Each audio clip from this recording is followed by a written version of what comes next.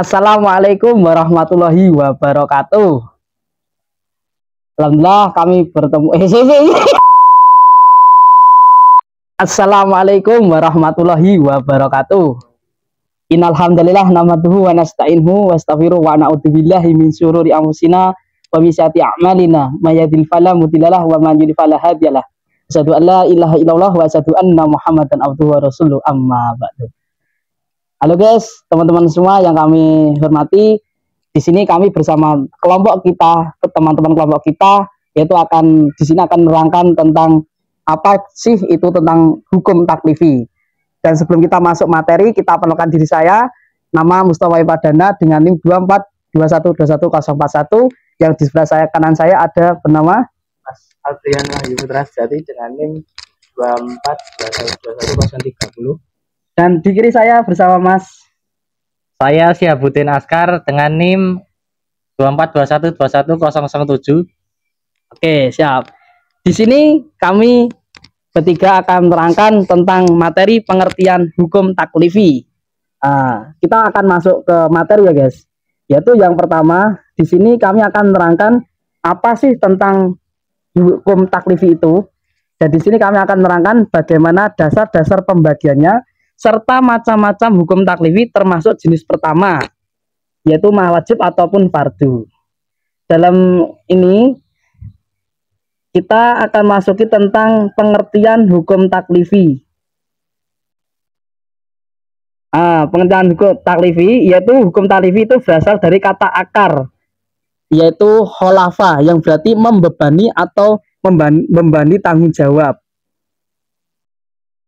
Yaitu artinya hukum taklifi itu berkaitan dengan pembebanan hukum dari Allah Subhanahu wa taala kepada manusia untuk melakukan atau meninggalkan sesuatu. Dan sedangkan secara istilah itu dari para ulama usul fikih yaitu mendefinisikan hukum taklifi itu sebagai kitobah Allah al-mutakallik bil af'al mukafalah bin tolaf au izyadu awad, yang artinya yaitu seruan atau ketetapan Allah yang berhubungan dengan perbuatan mukalaf, baik berupa tuntutan, pilihan maupun penetapan. Yaitu jadi hukum taklifi itu adalah ketetapan Allah. Ketetapan Allah yang perbuatan manusia apakah itu berupa perintah atau larangan atau kebolehan. Dengan kata lain, hukum taklifi ini menjelaskan sebagaimana seharusnya manusia itu bersikap terhadap berbagai perbuatan dalam hidupnya. Nah, yang kedua, kami akan menjelaskan tentang dasar pembagian hukum taklifi. Jadi pembagian hukum taklifi itu ada guys, ada selanjutnya kita tuh masuk ke dasar pembagian hukum taklifi. Yaitu pembagian ini itu didasarkan pada bentuk-bentuk perintah dan larangan.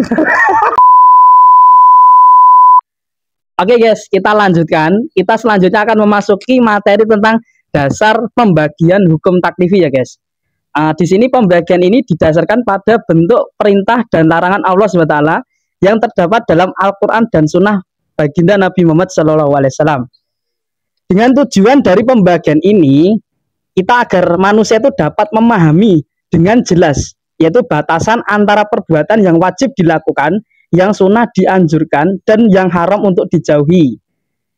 Dalam melalui pembagian ini, juga kita bisa mengetahui itu bagaimana cara beribadah dan berinteraksi sesuai dengan aturan syariat Islam, sehingga hidup kita itu lebih terarah dan bernilai ibadah.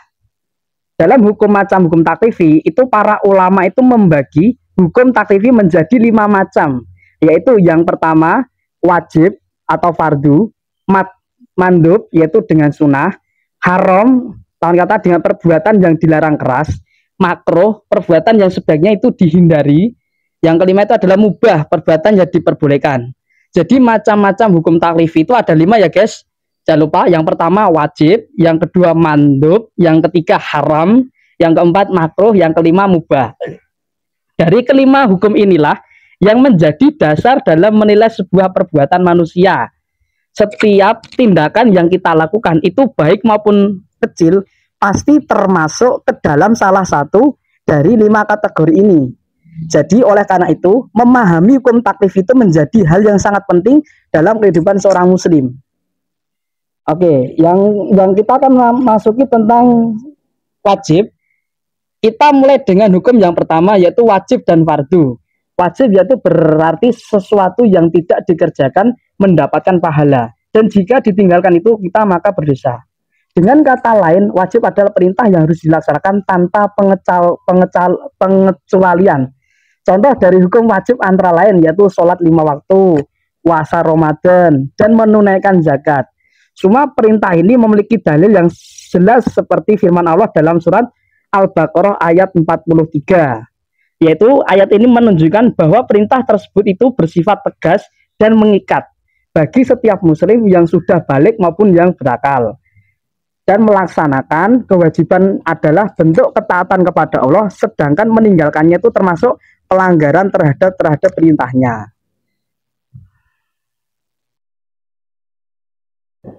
Yaitu selanjutnya kita akan lanjutkan tema dengan kali ini dilanjutkan oleh teman saya sebelah kanan yaitu dengan Mas Albrian. Padu tempat kami. Baik, saya akan melanjutkan pembahasan yang tadi, yaitu memasuki tentang mandub atau sunnah. Mandub atau sunnah adalah kategori hukum taklifi yang menunjukkan amalan yang dianjurkan dan dicintai oleh Allah Subhanahu wa taala, namun tidak bersifat wajib. Jika seorang mukallaf, orang yang terbebani hukum, melaksanakan amalan ini, ia akan mendapatkan pahala dan keutamaan di sisi Allah. Sebaliknya, jika ia meninggalkannya, ia tidak berdosa. Amalan-amalan ini berfungsi sebagai penyempurna ibadah wajib dan sarana untuk mendekatkan diri kepada Allah, seperti melaksanakan sholat duha, memperbanyak sedekah, sunnah, atau membaca Al-Quran di luar waktu wajib. Yang selanjutnya yaitu tentang haram. Hukum haram adalah lawan mutlak dari wajib, yakni segala perbuatan yang secara tegas dilarang oleh syariat Islam. Ini adalah larangan yang mengikat dan memiliki konsekuensi serius. Jika perbuatan haram dikerjakan, pelakunya berdosa besar dan berhak mendapatkan sanksi di akhirat. Sebaliknya, jika ia meninggalkan perbuatan haram semata-mata karena ketaatan kepada Allah, ia akan mendapat pahala. Contoh utama dari perbuatan haram antara lain minum khamr, praktik riba, mencuri, dan zina, yang itu jelas-jelas dilarang oleh Allah Subhanahu wa taala di dalam Al-Qur'an, di dalam firman-Nya, dan janganlah kamu mendekati zina. Quran surat Al-Isra ayat 32. Yang selanjutnya yaitu makruh. Makruh berada di tengah antara haram dan mubah. Ini adalah segala perbuatan yang dibenci atau tidak disukai oleh syariat, namun larangannya tidak sekuat haram. Oleh karena itu, jika seorang mukallaf meninggalkan perbuatan makruh, ia akan mendapatkan pahala karena menunjukkan kehati-hatiannya. Namun jika ia melakukannya, ia tidak berdosa. Fungsi makruh adalah sebagai pagar yang menjaga seorang muslim agar tidak terjerumus ke dalam hal-hal yang mendekati dosa. Misalnya seperti makan makanan berbau menyengat sebelum ke masjid atau tidur setelah subuh. Yang selanjutnya yaitu mubah. Mubah adalah kategori netral atau kebolehan dalam hukum taklifi. Ini mencakup segala perbuatan yang tidak diperintah dan tidak dilarang oleh syariat, sehingga jika perbuatan itu dilakukan atau ditinggalkan, mukallaf tidak mendapat pahala maupun dosa. Contohnya adalah aktivitas sehari-hari seperti makan, minum, berjalan, dan bekerja. Namun penting untuk dicatat bahwa perbuatan mubah ini dapat merubah nilainya menjadi ibadah dan mendatangkan pahala jika disertai dengan niat yang baik dan benar. Misalnya, bekerja diniatkan untuk menafkahi keluarga, atau makan agar memiliki tenaga untuk sholat.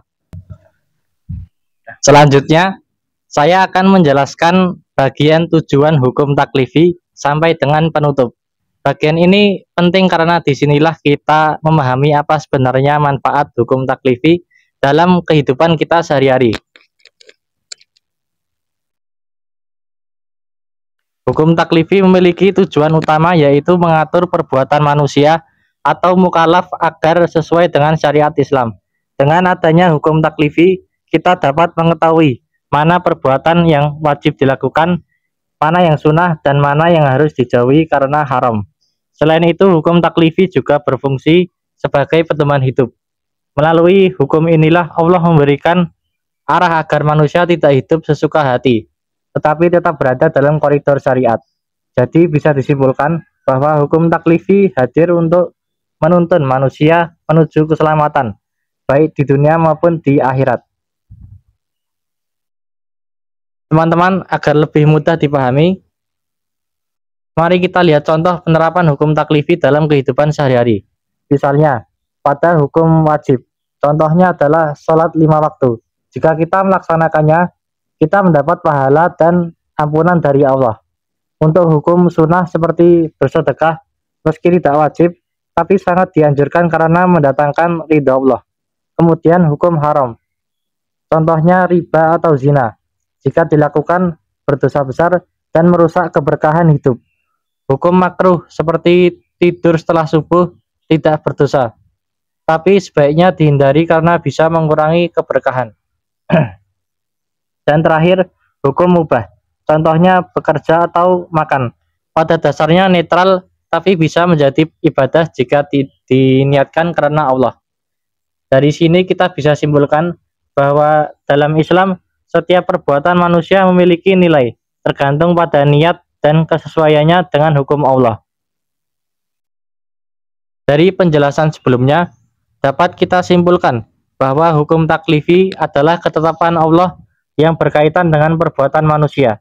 Hukum ini menjelaskan dengan jelas apa yang harus dilakukan, apa yang dilarang, dan apa yang diperbolehkan.